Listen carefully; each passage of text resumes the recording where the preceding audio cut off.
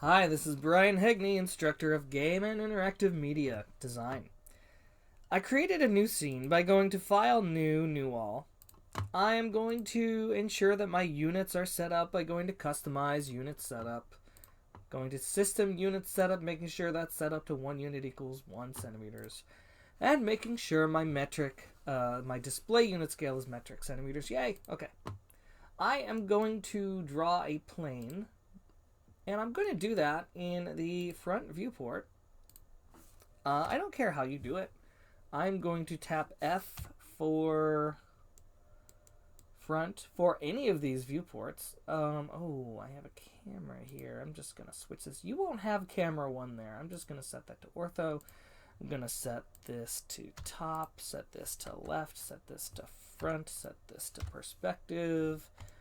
There we go. And so what I'm going to do is draw a plane in the front viewport. So I'm going to go to Create, Geometry, Standard Primitives, and click Plane, and draw this plane. And notice when I draw it in the front viewport, you can see it in the perspective viewport. Yay. That's all. The next thing I'm going to do is just make sure that it's about right. A wine glass, I'm going to say this is a 30 centimeter tall wine glass. I'll go ahead and put 30 centimeters wide as well. Just going to go ahead and make that a square for right now. And now I'm going to enlarge the perspective viewport just so that I can see it as large as I can. And you could either do that with Alt-W or by clicking this little box on the bottom right, the Maximize Viewport toggle. Now remember, I want this to sit at like exactly z equals 0. So of course, the way we do that, we do this a lot, is to go to the hierarchy, affect pivot point only, align to itself. And when I do that, I only want to align it in the z position and set that to pivot point going to the minimum and say OK. Now before I do that, there's something I need to address because sometimes our viewports are set differently. So for right now, mine is set to view. If I was to do this in the front viewport, okay, notice what happens with my X and my Y. Okay, right now my X is going to the right and my Y is going to the front. Now if I tap, or to the top, if I tap left, I'm looking at the side of this, and guess what? X is going to my right and Y is going to my top. Well, where's Z in both of these? If I go to my front, Z is actually pointing towards me. And if I go to my left, Z is still pointing towards me. And so every time when I'm in the view coordinate system, it's basically saying, where are you viewing this from? I'm going to redo my coordinate system based on that. So I personally never use view. I don't think I've ever used view. Or if I have, I've done it accidentally. I always seem to go between 2 viewports, world or local. So let's go to world viewport. When you go to world viewport, what we can see now is Z is up and Y is back and forth from the left to the left and the right. And notice when we go into the front viewport, it's now Z and X. And where's Y? Y is going toward and away from us. And that kind of makes sense as we orbit around now. And we can see how that works.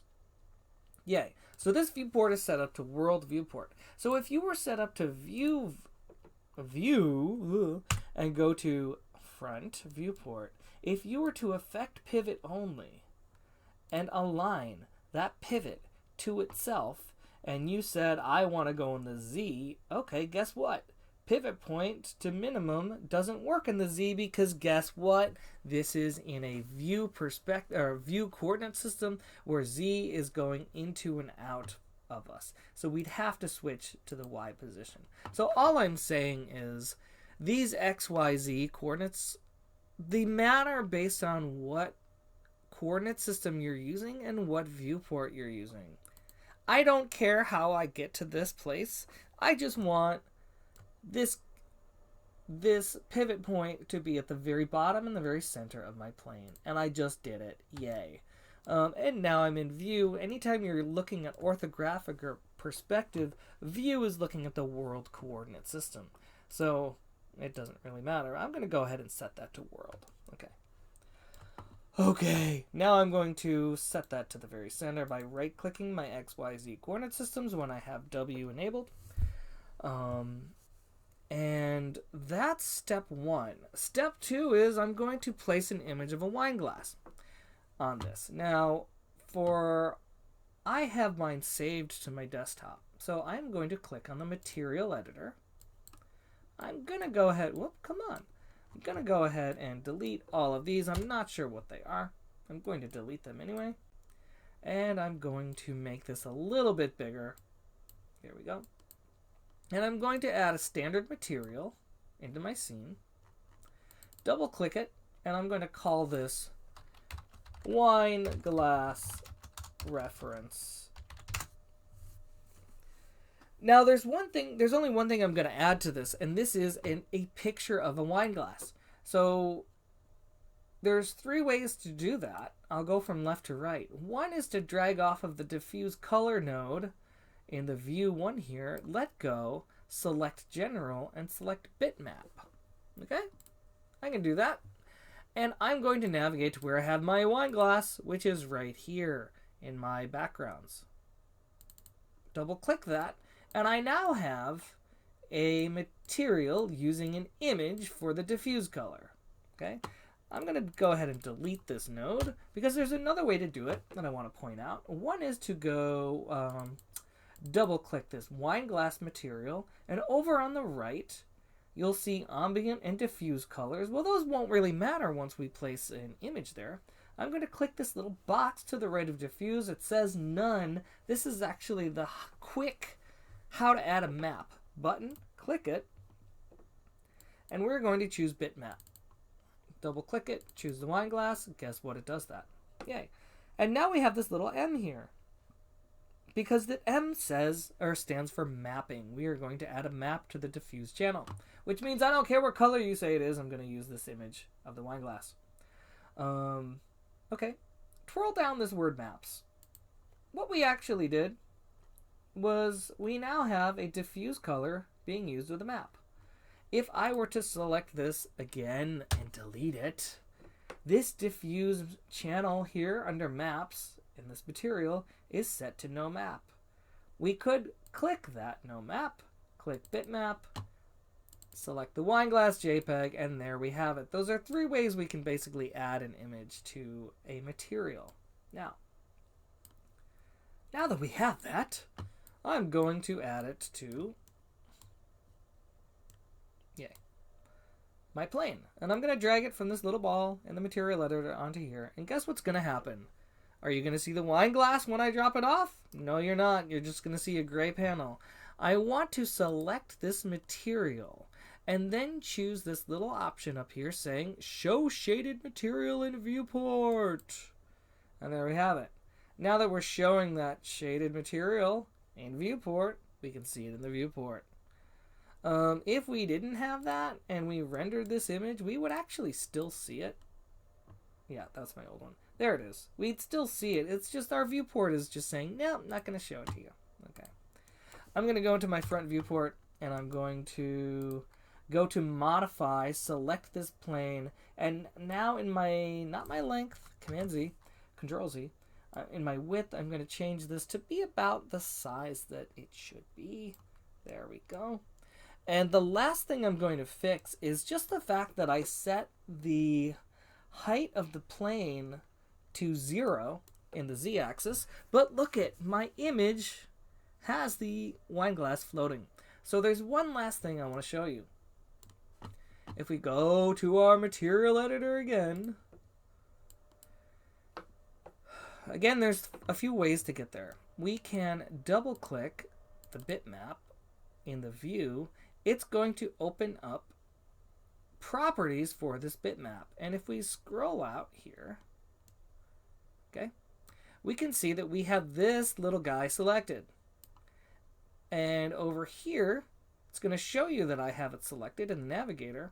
And on the bottom, we can see we have this image. Well, what if we had the wine glass material selected? It's going to show you in the navigator, hey, this is what you have selected, the material. And if I want to go back to that JPEG, I can just click Map 4 Wine Glass JPEG. And it's actually the same thing as double clicking this here. Okay, so this is where we're going. And what we want to do is view that image. And when we click this view image under bitmap parameters, we can see that we can actually come over here, and at the bottom of this image, we see this red little outline.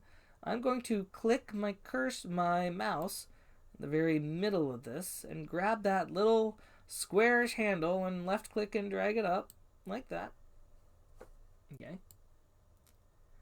Now nothing happens, but when I click on apply, yay. Now it applies that crop to this object. Yay, good job. And that's what I'm going to do. That's what I'm going to do. And I think that's it.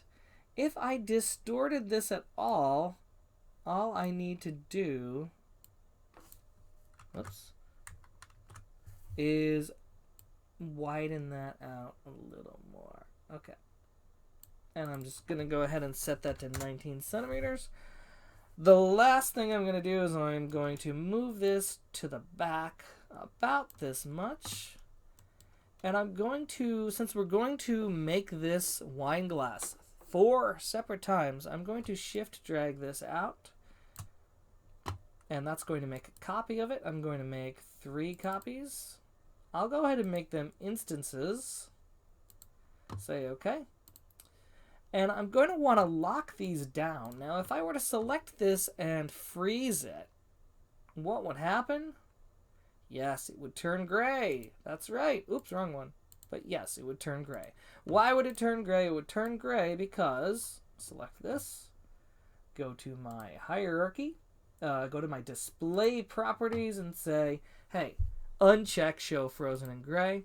And now I'm going to freeze all of them, and now I cannot select them, and I can still see the glass, so I'm all set for modeling. All right.